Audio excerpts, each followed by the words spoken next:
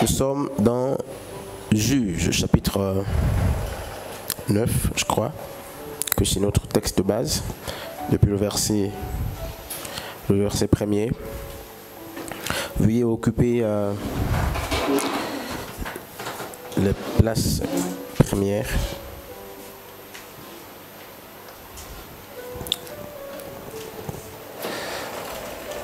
Juge 9, à partir du verset premier.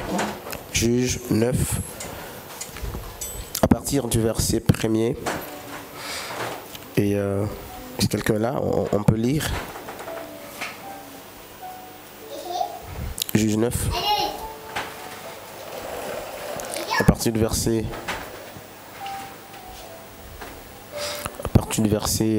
premier, on peut éteindre tout ça. Juge 9.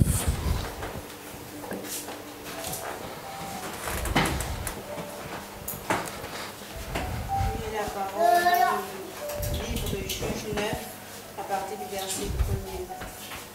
Abimelech, fils de Jérubal, se rendit à Sichem, vers les frères de sa mère, et voici comment il leur parla. Oui. Ainsi à toute la famille de la maison du père de sa mère. Dites, je vous prie, aux oreilles de tous les habitants de Sichem, vaut-il mieux pour vous que 70 hommes, tous fils de Jérubal, dominent sur vous, et qu'un seul homme domine sur vous, qu'un seul homme domine sur vous? Et souvenez-vous que je suis votre os et votre chair.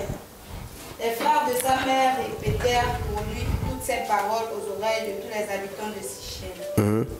Et leur cœur inclina en faveur d'Abimelech. Leur cœur inclina en faveur d'Abimelech. Car ils se disaient, c'est notre frère. Ils lui donnèrent 70 cycles d'argent qu'ils enlevèrent de la maison de Baal, d'Élite. Abimelech s'en vêtit pour acheter des misérables et des turbulents. Ils allèrent après lui. Il vint dans la maison de son père à Orpha et il tua ses frères, fils de Jérubal, 70 hommes sur une même pierre. Il n'échappa que Jotam, les plus jeunes fils de Jérubal, car ils s'étaient cachés. Tous les habitants de Sichem et toute la maison de Milo se rassemblèrent et virent et proclamèrent roi Abimelech près du chêne planté dans Sichem. Tu as quel verset? 6. Oh, ok, on va directement au verset 9. Juge 9, depuis le verset 9, pour aller vite. Mais l'olivier leur répondit. On peut répartir plus haut, verset 5. 7. Jotam et fut informé. Il alla se placer sur le sommet de la montagne de Garizim. Et voici ce que leur cria à haute voix. Écoutez-moi, habitants de Sichem, et que Dieu vous écoute. Les arbres partirent pour aller... Ok. Les arbres partirent pour aller oindre, oui. Pour aller oindre un roi et leur mettre à leur tête. Ils dirent à l'olivier, règne sur nous. Donc les arbres parlaient. Et on peut s'asseoir. Je vais travailler avec Edna qui va rester debout. Donc dans Juge 9, on a les arbres qui s'expriment. Et alors le premier arbre, c'est lequel? L'olivier. Donc l'olivier. Et qu'est-ce qu'ils ont dit à l'olivier là?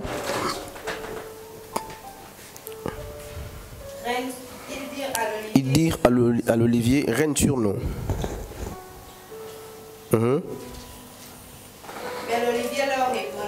Mais l'olivier leur répondit. Renoncerai-je à mon huile qui m'assure les hommages de Dieu? Voilà, renoncerai-je à mon huile qui m'assure les hommages de Dieu. Et des hommes pour aller planer sur les arbres. Et les arbres dirent aux figues. Donc les arbres ont parlé d'abord à l'olivier. L'olivier a refusé. L'olivier a dit non, j'ai l'huile. Donc les hommages, tout ça, on n'est pas sur l'olivier. Et après l'olivier, les arbres se sont adressés à un autre. Donc à quel arbre? figuier, n'est-ce pas? Le figuier répondit, vais-je renoncer à produire des fruits exprès pour aller me pavaner au-dessus des autres arbres? Puis les arbres dirent à la... Et dans d'autres versions, on dit quoi? Ça passe à quelqu'un qui a une autre version. Vas-y, continue la lecture. Donc, on a déjà deux arbres fruitiers qui nous sont présentés. Oui, le troisième. Les arbres dirent à la vigne, viens donc, toi règne sur nous. Les arbres parlent à la vigne. Oui. Mais la vigne leur répondit, vais-je renoncer à produire mon vin qui réjouit Dieu et les hommes pour aller me pavaner au-dessus des autres arbres? Ok, on continue. Finalement, tous les arbres dirent au buisson d'épines, viens donc toi, règne sur nous. Bref, on peut s'asseoir là. Merci, sœur Edna, tu peux t'asseoir. Nous sommes en train de parler des fruits de l'esprit. Et ça va être la deuxième séance. L'avant-dernière, on ne verra pas tous les fruits de l'esprit. Nous avons vu un premier fruit de l'esprit. C'était, je ne sais pas si quelqu'un peut nous rappeler ça. Voilà. C'était, pour ceux qui avaient pris part à l'enseignement, à moins que les gens aient oublié, tant mieux. Et donc nous verrons un deuxième aujourd'hui. Et jeudi prochain, nous allons fermer la boucle avec les fruits de l'esprit. Et le reste du temps, les hommes, les femmes de Dieu vont s'instruire chez eux. Nous parlons, n'est-ce pas, de la vigne. Parlons de la vigne. Et nous avons dit la première fois que nous avions parlé des fruits de l'esprit que il n'est pas bon de parler des fruits sans évoquer, n'est-ce pas, la nature des plantes ou des arbres qui les portent. Et nous avons parlé la dernière fois, je crois, de figuier. Voilà. Et nous avons parlé des figues. Pour ceux qui étaient là, nous avons vu que le figuier, n'est-ce pas, était la symbolique de l'humilité et de la douceur. Bref, du moins pour ceux qui étaient là. Et Juge 9 parle, pour ceux qui maîtrisent leur cours sur l'herméneutique, n'est-ce pas, des rois qui vont pour l'investiture. Et ces rois sont pour la plupart personnifiés. En fait, on parle des arbres qui sont personnifiés. Mais en réalité, ce sont des humains, ce sont des hommes. Et un des arbres présentés, c'est justement la vigne. Et dans la réponse de la vigne, nous nous retrouvons dans Galates chapitre 5 à partir du verset 22. Nous allons lire ce texte aussi pour répertorier justement le vin. Alors, Galates chapitre 5, le verset 22, que la personne qui lit justement fasse un peu vite. Galates 5, 22. Nous parlons de la vigne. Avant justement de faire quelques affirmations ou de présenter quelques bienfaits de la vigne, je voudrais justement qu'on lise Galates chapitre 5, le verset 22. Galates 5, le verset 22. Galates 5, verset 22. Oui. Mais le fruit de l'esprit, c'est l'amour, la joie, la paix. Donc, mais le fruit de l'esprit, c'est l'amour. Je vais mettre ça ici pour qu'on se trouve. Donc, vas-y, l'amour, la joie, la paix, voilà, la paix, la patience, la bonté, la bénignité, la fidélité, la douceur, la tempérance. Alors, selon les Écritures et selon Juge chapitre 9, la douceur, c'est, n'est-ce pas, le figuier qui donne la douceur, d'après lecture. La douceur et l'humilité même. Et selon la même Bible, la joie, justement, vient de la vigne. Et pourquoi? Donc c'est la vigne qui est le fruit, n'est-ce pas? La vigne, c'est pas un fruit, mais c'est la plante qui donne, n'est-ce pas, la joie. Et on va étudier pour qu'on comprenne. Juge 9 nous dit que la vigne a parlé du vin. Or, le vin, n'est-ce pas, d'après les Écritures, nous parle, n'est-ce pas, le vin nous parle de la joie. Et la Bible dit que le vin réjouit le cœur du roi. Et nous allons faire quelques affirmations, d'abord autour de la vigne, pour comprendre, n'est-ce pas, la place de la vigne, avant, n'est-ce pas, d'aller très loin. Mais avant, je voudrais donner le soin à quelques personnes ici de nous dire ce qu'elles savent, n'est-ce pas, ce qu'elles savent jusque-là depuis leur vie chrétienne, depuis le début de leur vie chrétienne, ce qu'elles savent, n'est-ce pas, de la vigne. Qu'est-ce qu'on peut nous dire de la vigne? La vigne, c'est quoi la vigne et quels sont les bienfaits de la vigne? D'abord, la vigne produit quels fruits? Si le figuier donne des figues, alors la vigne, le raisin, voilà. Donc qu'est-ce qu'on sait d'une manière générale, n'est-ce pas, du raisin? Qu'est-ce que nous pouvons retenir du raisin? Qu'est-ce que l'Église sait du raisin? Et le raisin fait partie des fruits aussi les plus commentés dans les Écritures. C'est pratiquement un des fruits dont le jus est toujours assimilé, n'est-ce pas, au sang. Alors, qu'est-ce que nous savons de la vigne d'une manière générale? Qu'est-ce qu'on peut dire de la vigne? Qu'est-ce qu'on peut dire de la vigne? Qu'est-ce que la Bible nous enseigne de la Bible, de la vigne? Toutes les fois que la Bible parle de la vigne, à quoi est-ce qu'elle fait allusion? La vigne.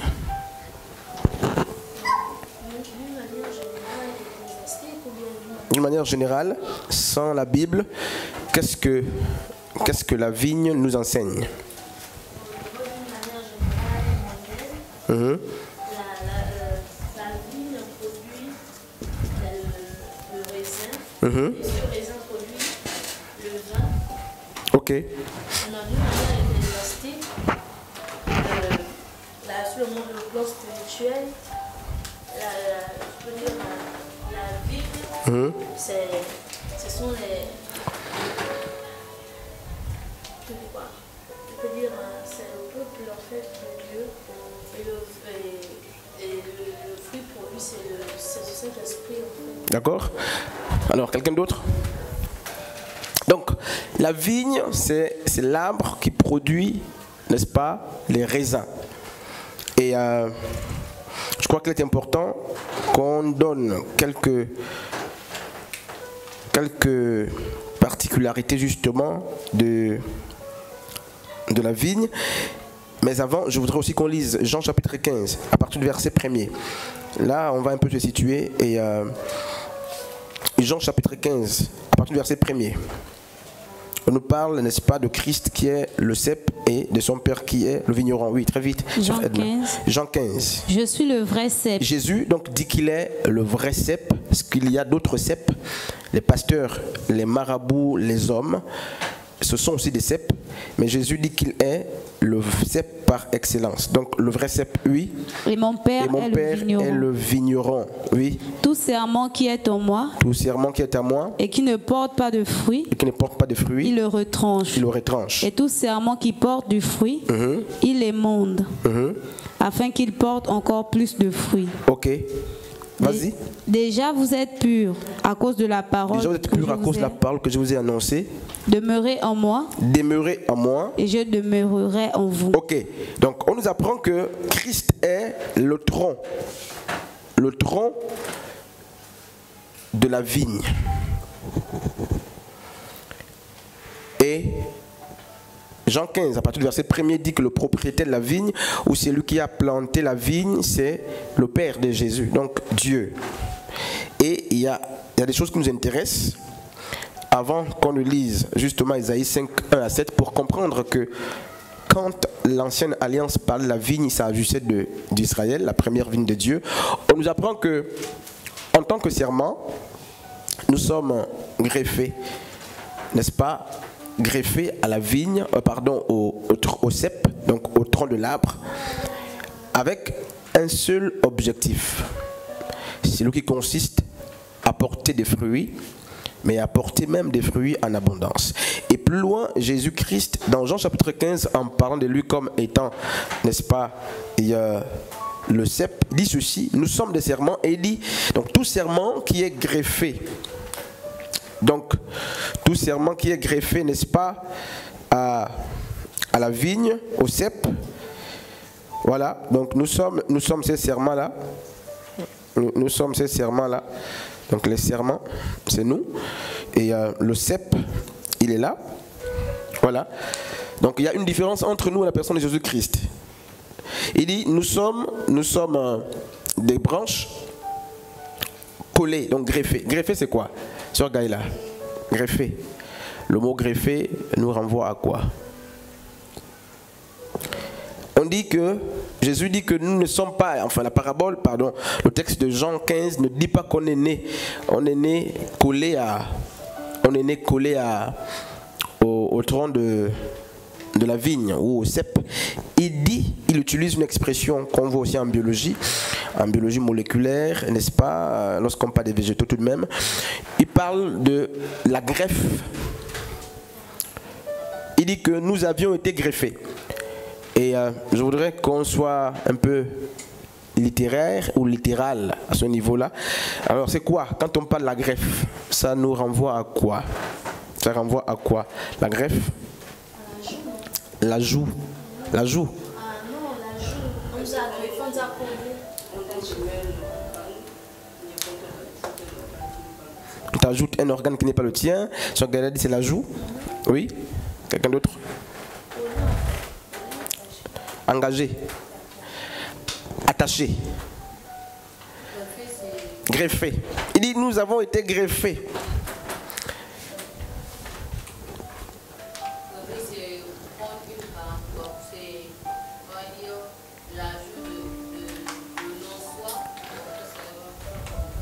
Le soi, le non-soi. On va comprendre. Je prends l'exemple. Par exemple, quand Anne est malade, on a besoin d'un rein d'une autre personne. Alors, on va prendre le rein d'une autre personne, on va donner ça à Anne. Et lorsque le rein sera mis sur Anne, les caractéristiques, tout ce qui peut retrouver dans le rein, Anne va s'acquérir. Ok. Quelqu'un d'autre? Violette? Sur Saint-Tiche? Oui? Ok, donc on retient justement que c'est un exercice très complexe et très compliqué. Et Paul, en Romain, nous parle de deux oliviers. Il nous parle d'un olivier qui est l'olivier sauvage. Et d'un olivier qui est justement l'olivier franc. On n'est pas envie de revenir sur ça, c'est des vieux messages. Et il dit sur l'olivier franc, il y a des branches qui ont été coupées, qui ont été retranchés. Il parle de deux oliviers, donc Israël et, n'est-ce pas, et les nations. Il dit, sur l'olivier, qui est l'olivier franc, beaucoup de serments, donc beaucoup de branches, ont été retirées. Et c'est la même opération, justement, qu'on a effectuée sur l'olivier sauvage. Ici, qu'est-ce qui s'est passé avec l'olivier sauvage? On nous dit aussi qu'il y a des branches qui ont été coupées, sectionnées, non pas pour être jetées au feu, mais ces branches ont été collées, n'est-ce pas, greffées, voilà, greffées à l'olivier franc. Or, nous savons que l'olivier sauvage et l'olivier franc ont deux types de vie bien distinctes, différentes les unes des autres.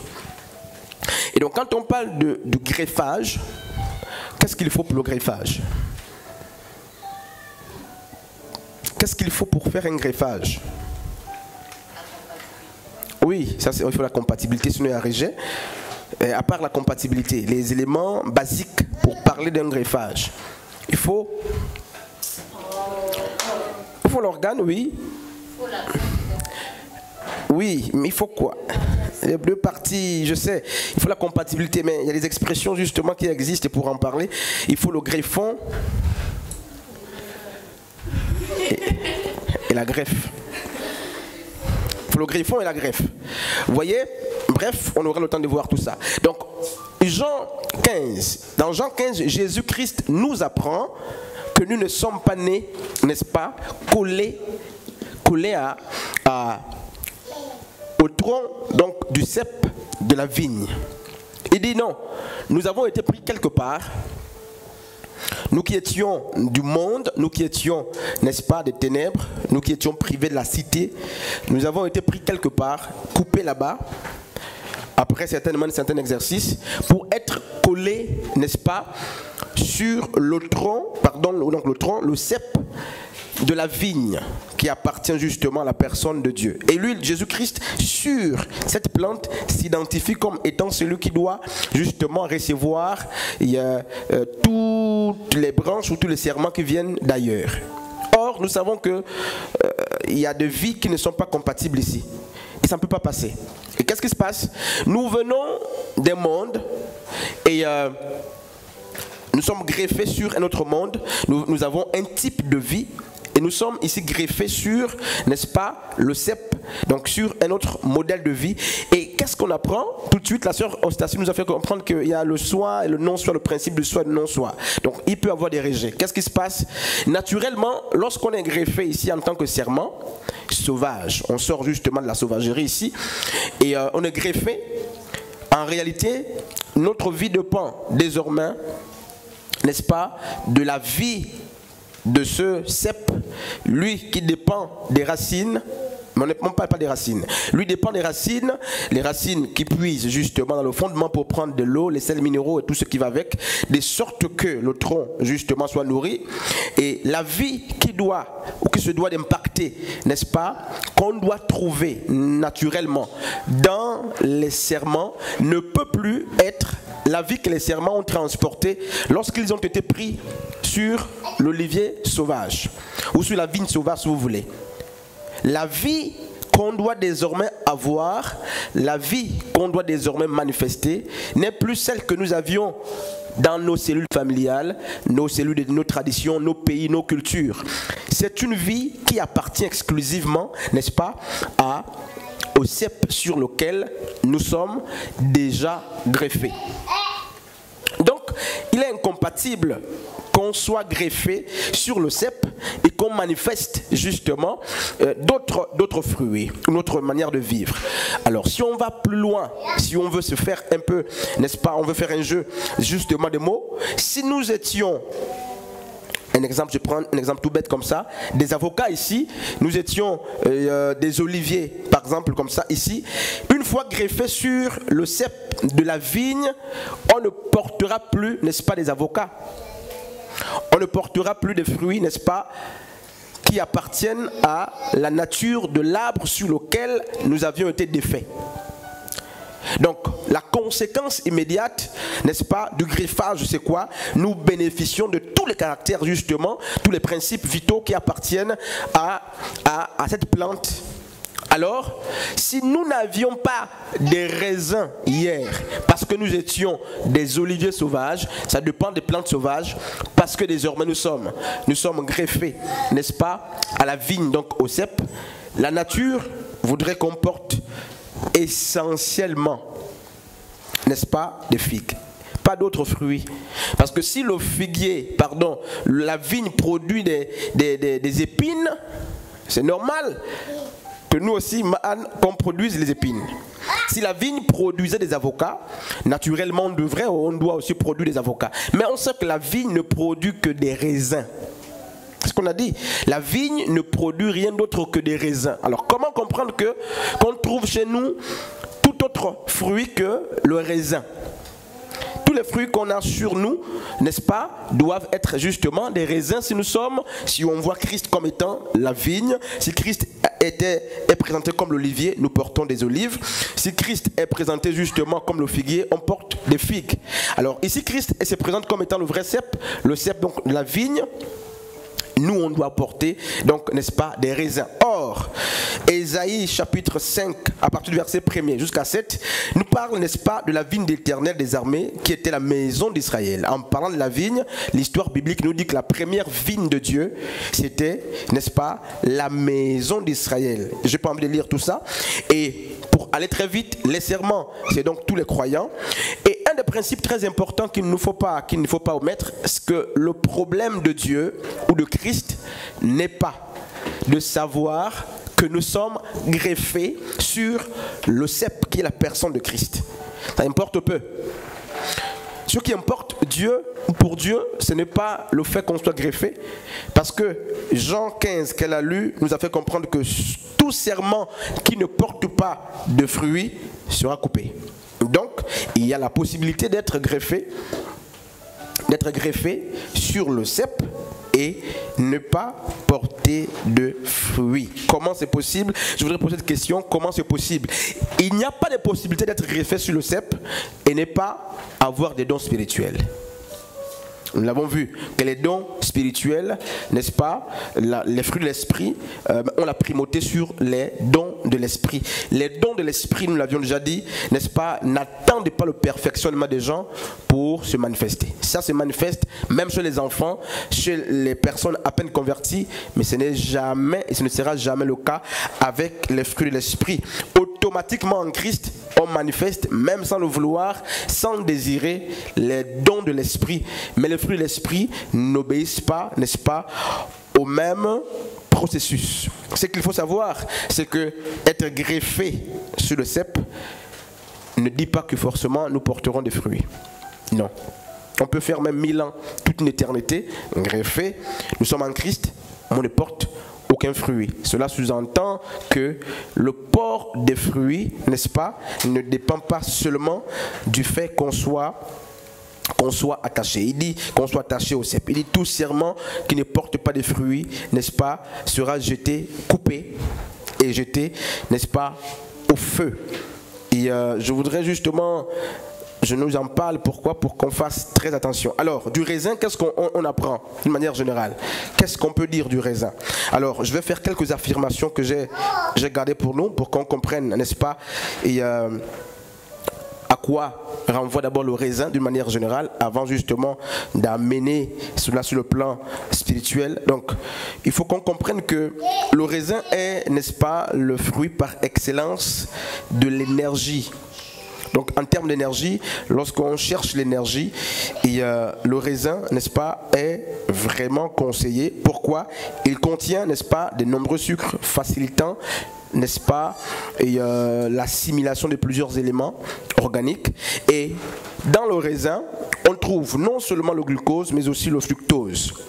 Et le raisin, c'est juste quelques rappels, est très riche en vitamine C et en vitamine B. Je ne sais pas si quelqu'un peut nous dire plus sur la vitamine C et la vitamine B. Le raisin est aussi très riche, n'est-ce pas, en sels minéraux et en oligo-aliments. Alors, quelqu'un peut nous citer 2 oligo-aliments? Donc ce qu'on appelle le potassium par exemple, n'est-ce pas, le calcium, le magnésium, le fer. Donc tous ces éléments de la nature qui sont très importants pour notre vie, notre survie, qui sont très importants pour notre santé. Sans le calcium, sans le fer, sans le magnésium, sans le potassium, mais ça va être très très difficile pour nous, n'est-ce pas? Et c'est pourquoi vous allez constater que les mères ou les gens qui éduquent prennent le soin justement d'acheter assez d'aliments qui sont riches, n'est-ce pas, en oligo-aliments, donc des aliments qui sont riches en glucose, en fructose et tout ce qui va avec. Ça, c'est juste quelques rappels. On nous apprend aussi que le raisin lutte contre le vieillissement. Et c'est très important, je crois que dans ma tablette, j'ai souligné ça, je ne sais pas pourquoi. Le raisin, la consommation de raisin permet de lutter contre le vieillissement.